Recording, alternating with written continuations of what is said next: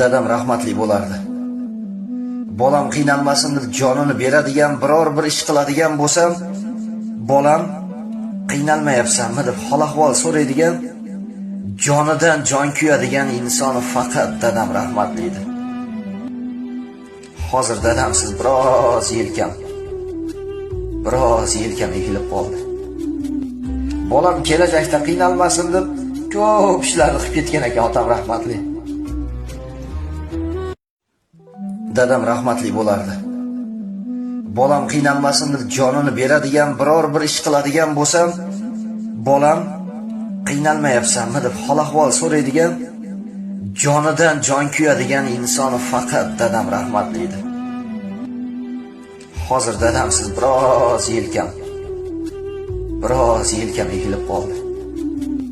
Bolam kelajakda qiynalmasin deb ko'p ishlarni qilib ketgan ekan otam rahmatli.